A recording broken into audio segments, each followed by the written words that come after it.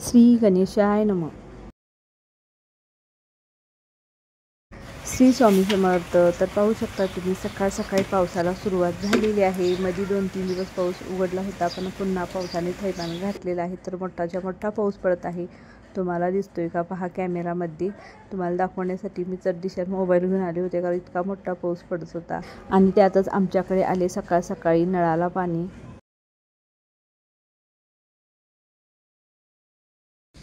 Hello, हाय, नमस्कार. कशा आहात तुम्ही सगळेजण? तुम्हा सगळ्यांचा आजचा दिवस खूप आनंदाचा आणि पॉझिटिव्ह जाऊ ही बाप्पा चरणी श्री स्वामी समर्थांच्या चरणी प्रार्थना. तर तुमचं स्वागत आहे माझं मराठी ब्लॉग चॅनलमध्ये.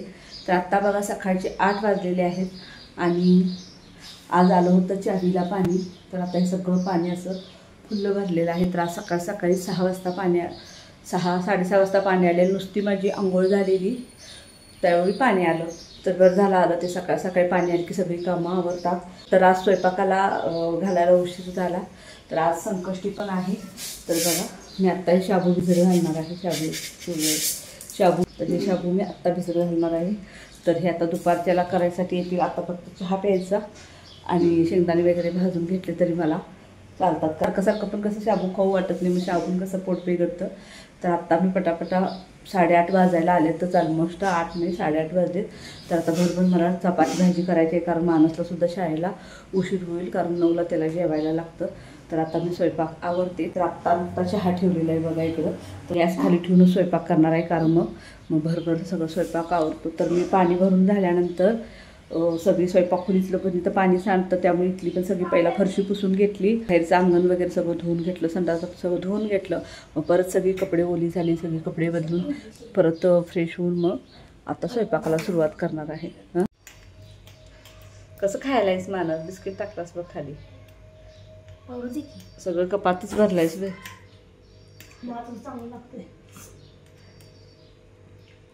आवर, उशीर होते शाळेला.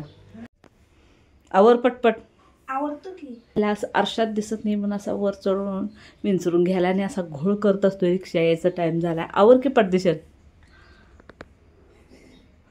काय हे दात नवीन आलाय आणि हलालाय बघूया.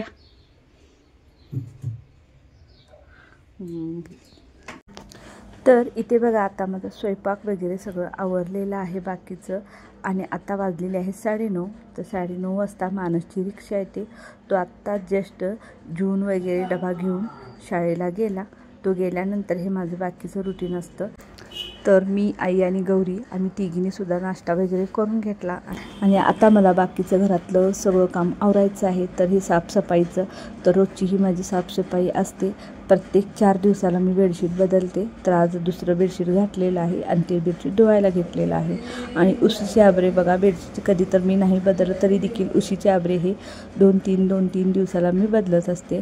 कारण कसं असतं, उशीचा आबरा आपण डोक्याला किंवा केसांना जे तेल वगैरे लावलेलं असतं ते आपल्या चेहऱ्याला लागतं. जेव्हा आपण उशीवर झोपतो त्यावेळी, तेव्हा मग मोड्या चेहऱ्यावर पुरळ वगैरे येतात.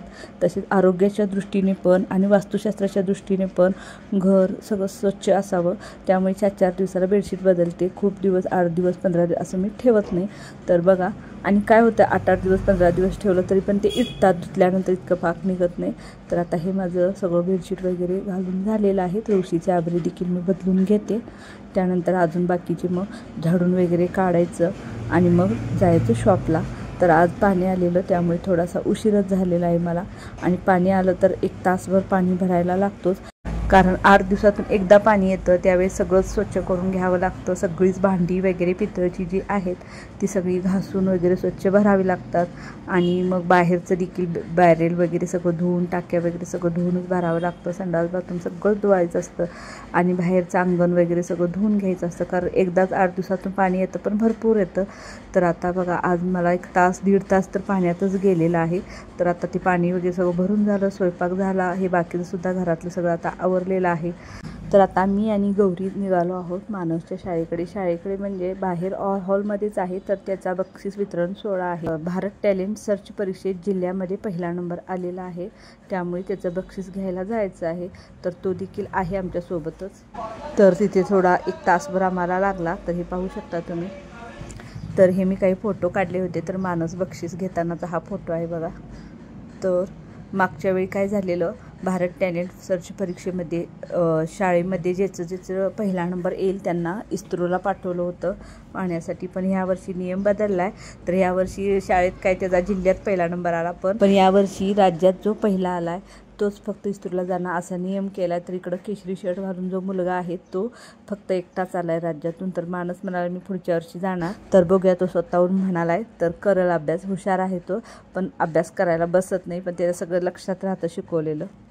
त्यानंतर गौरी मला शॉपमध्ये सोडून घरी गेली. आम्ही 1 तासाभरातच आलो तिथून. त्यानंतर बघा शॉपमधून मी घरी आल्यानंतर हे संध्याकाळचं रुटीन आहे. तर संध्याकाळी केलं होतं पुरी बासुंदी आणि बटाट्याची रस्सा भाजी. तर इथे पुऱ्या मी सगळ्या लाटून घेतलेल्या आहेत. तर कसं पीठ मळायचं ते एका व्हिडिओमध्ये मी दाखवलेलं आहे, म्हणून काही तर तुम्हाला आता दाखवलं नाही. तर तेल तापले का पाहण्यासाठी मी छोटा तुकडा टाकून घेतलेला होता. तर तेल तापलेलं आहे. तर आता 2-2 पुऱ्या तेलामध्ये सोडायच्या आहेत, म्हणजे कसं फुगण्यासाठी त्याला जागा मिळतो. सगळ्या पुऱ्या बघा फुगतात. खूप जास्त टाकल्या तर ते मग फुगायला त्याला जागा होत नाही, त्यामुळे पुऱ्या मग फुगत नाहीत. तर इथे सगळ्या पुऱ्या माझ्या तळून झालेल्या आहेत. तर आता मी बटाट्याची रस्सा भाजी करणार आहे. तर तुम्हाला अजब वाटतं, फक्त एकच बटाटा शिजत टाकलेला आहे. कारण कसं असतं, पुरी बासुंदी असं काहीतरी असलं ना तर मग मुलं काय करतात, नुसतंच पुरी बासुंदी खातात. आमटी भाजी वगैरे काही कुणाला नको होतं. तर गौरीला सुद्धा नको होतं, मानसला सुद्धा नको होतं. आणि आई तर काय आमटी भाजी कधी खात नाहीत, म्हणजे चुकून कधी तर थोडीशी खातात, नाही तर त्या दुधाबरोबरच जेवतात.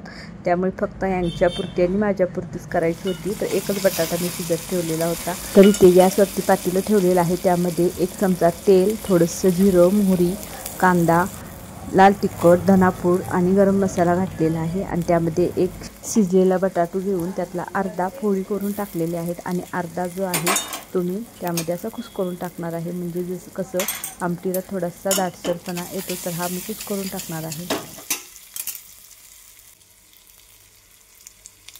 आणि यामध्ये बघा मी थोडंसं, अगदी थोडंसं खोबरं, 2-3 तुकडे आल्याचे आणि लसूण आणि थोडीशी कोथिंबीर घेतलेली आहे. आणि हा मसाला मी चेचून त्या रश्श्यामध्ये घालणार आहे, म्हणजे खूप छान अशी चव येते.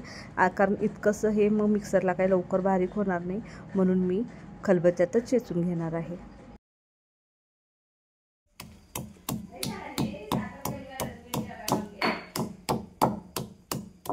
तर हे आता बघा अगदी छान असं बारीक झालेलं आहे. तर आता हे आपण रश्श्यामध्ये आपल्या बटाट्याच्या टाकून घ्यायचं आहे. तर खूप छान अशी चव येते रश्श्याला. तर बघा आता सगळा स्वयंपाक आवरलेला आहे आणि मानस गेलेला आहे गावात बासुंदी आणण्यासाठी. तर या तुम्ही पण पुरी बासुंदी आणि बटाट्याचा रस्सा खाण्यासाठी. तर व्हिडिओ कसा वाटला मला नक्की कमेंट करा. आणि जर तुम्हाला माझे व्हिडिओ आवडत असतील तर लाईक, शेअर आणि सबस्क्राईब करायला विसरू नका. तसे बेल आयकॉनवर देखील नक्की क्लिक करा.